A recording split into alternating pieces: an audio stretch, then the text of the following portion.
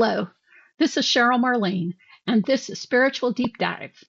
In this episode, I share a Q&A from a recent Akashic Record Insights workshop. This discussion began with this question from a participant.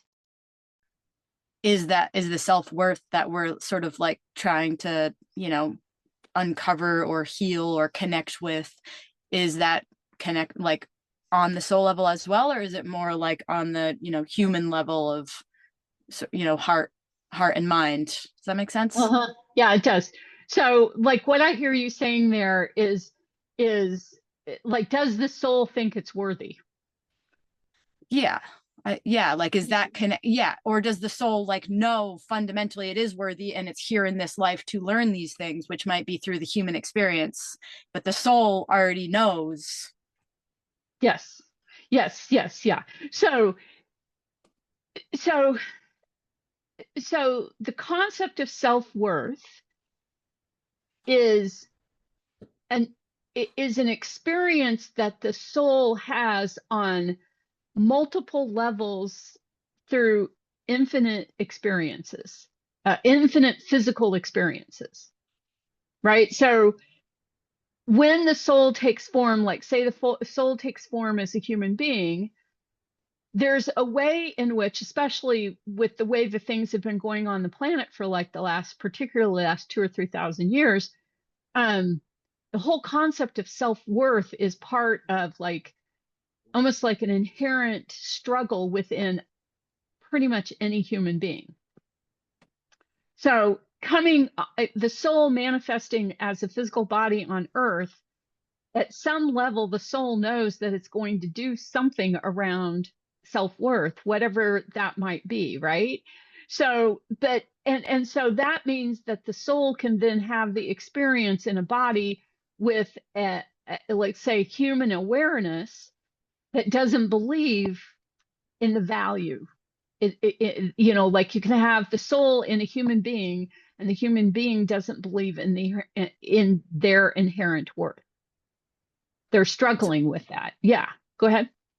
It's almost on another way, like the concept of self-worth could sort of be a human thing, right? Like, Right now, it's a human thing because part of what's going on the planet and has been for the last couple of thousand years has basically been because there's a separation because we've been experiencing a separation between the body and the mind and the heart and the soul. Part of that differentiation is to say one is better than the other, which yeah, then in it basically weaves in that idea within human beings that they're not worthy, right? They're not good enough. And that then creates this whole push to figure out like it creates that whole push to prove that you are worthy. or to find another outside source, like like in a religious sense, like Yeah. because I was raised in a religious household, like the outside source of God says that you're worthy, even though you're born as completely, terrible, basically, Right. like you're Right. born inherently bad, and you have to find somebody else outside to make yourself be, Yes. you know. Yes. Yeah. So it's a concept I call blind production. So I have this whole thing of there's like 12 pressure points that we live with in modern life that push at us and are essentially when we start doing our own personal work are are the pressure points that we have to go through and figure out in order to move outside of their influence. And so the first one is about the delusion of power over, right? The whole idea that life should be set up in like the power dynamics in life should be between power over and power under.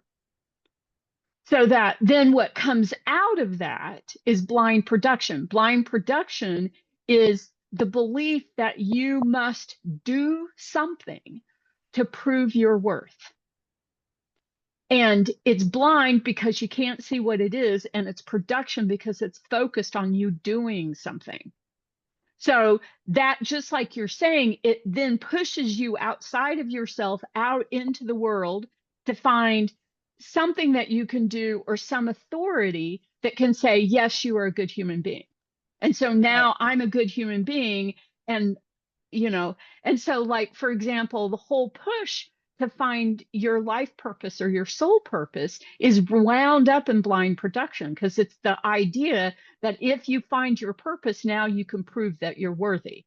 And that's why people get so focused on life purpose, is because that's what they've been told they need to do in order to prove that they're worthy human beings. And that whole thing is a part of the majority of religious traditions, let's say, on the planet. Um, and it's also, in a certain sense, karma gets wound up in that. Um, um, yeah, and um, so we get so wound up in trying to prove our worth that it doesn't occur to us that we're actually dealing with a situation in which we actually cannot prove our worth, because our worth is intrinsic. So there's nothing to prove.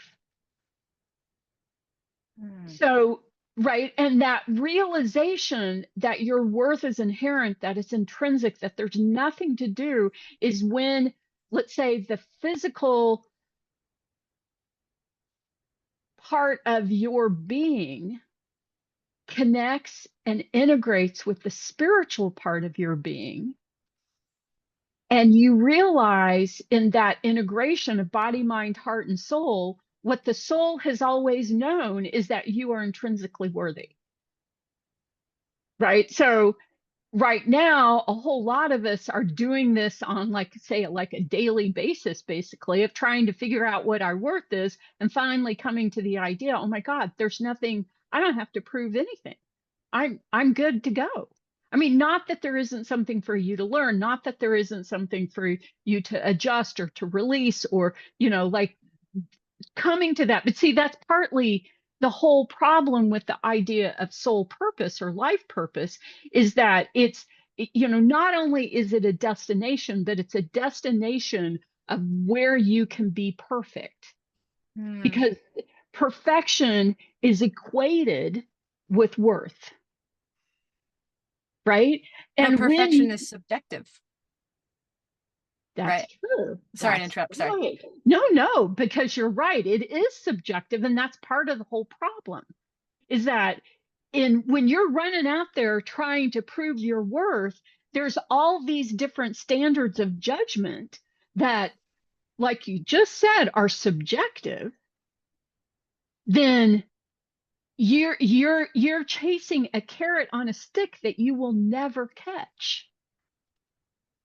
Because, if one day it's like, to be worthy, you have to be Christian, and you run out and you do all the things you think you got to do to be a Christian, then somebody says, well, but you didn't actually break the bread properly, or didn't, reject the notion of whatever, right? Like, there is somebody, some external authority is going to find you lacking, so that you're not able to prove your worth.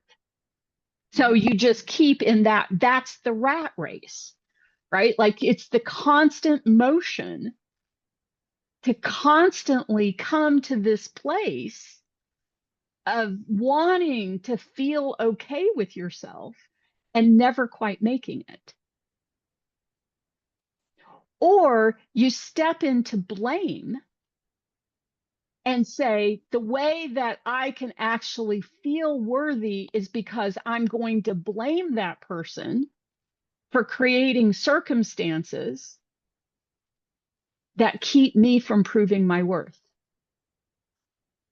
So it's whoever, it's the immigrant, it's the welfare mother, it's the, whoever is the reason why I can't feel worthy. So now you have an excuse to not get there because somebody else has essentially stolen it from you.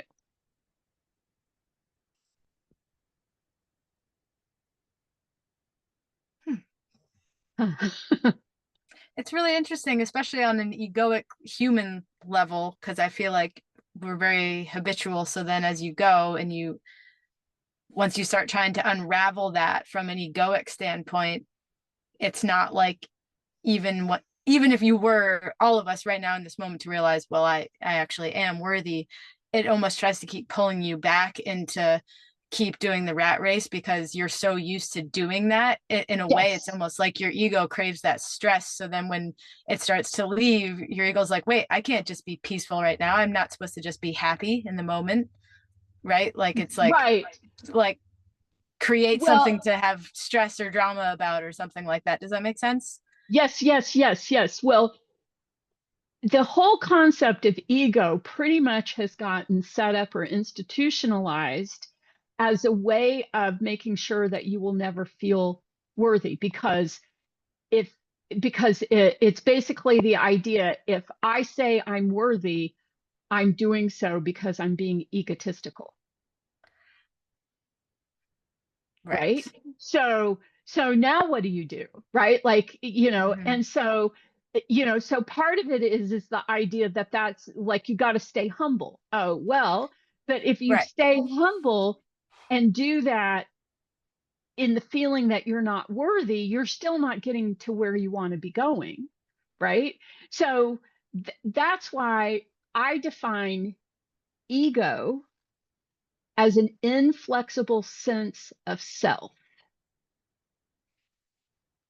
right? So because a lot when you attach ego with the idea of personal worth, ego becomes ego becomes be perfect, whatever that might be, right? Even if it's like being, like perfectly self, subservient, for example, right? Like that's really because the power over dynamics never wants you to feel your intrinsic worth because if you do, you will not be subservient. You will not accept power under, right? Yeah, Yeah. because feeling that you're worthy is what helps you step into your power within.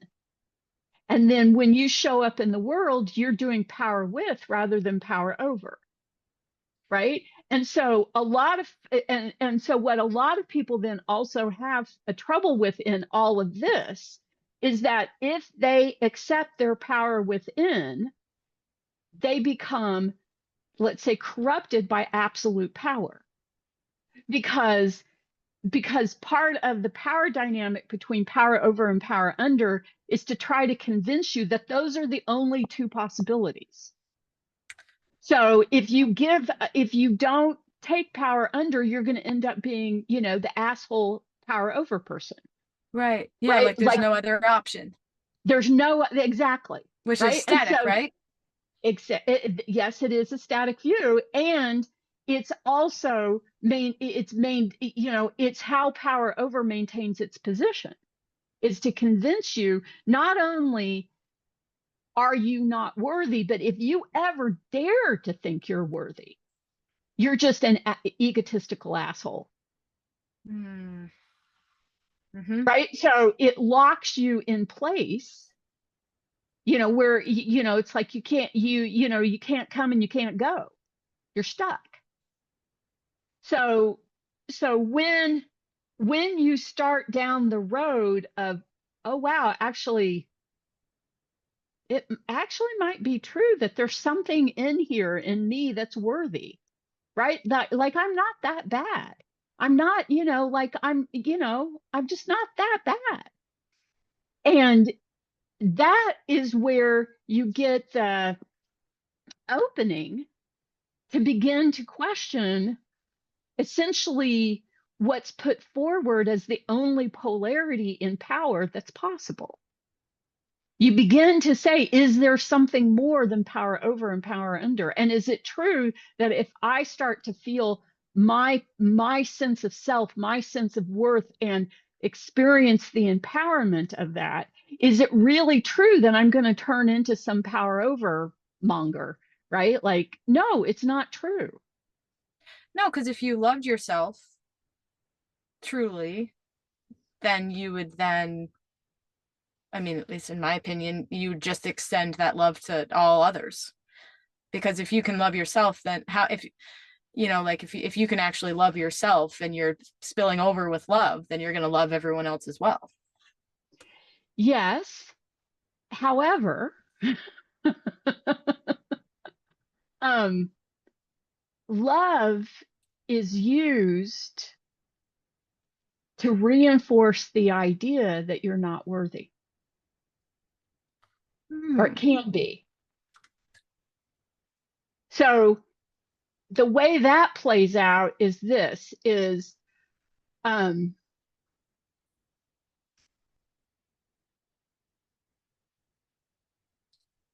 um, if okay, let me put this together. If if I'm concerned about whether or not I'm worthy, and particularly if I begin to feel good about myself and worthy, and I'm worried that that might push me into absolute power, that dominating power, and therefore I would be all hung up in my ego. um I'm just going to stand back here and tell everybody I love them and freeze myself into this place Hmm. and excuse it within yourself because you're telling yourself you love people.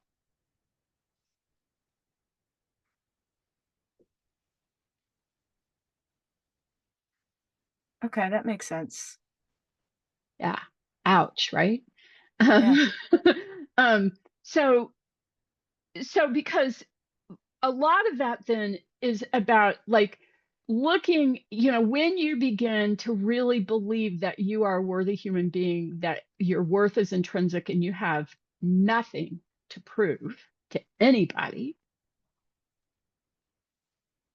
you step into a different experience of love. And it's not anything you have to decide anymore. Do I love this person? Do I not love this person? Because love becomes an expression of you giving attention to the infinite and eternal nature of everyone and everything. And you lose it as a like I don't know how to say this nicely, but a mechanism of either manipulation or judgment. Right? But Like, yep. yeah, right? Because it's like, like the statement, I can prove I'm worthy because I'm so good. I love people I don't like.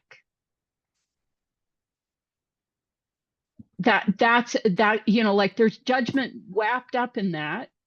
There's excuse wrapped up in that. There's blame wrapped up in that.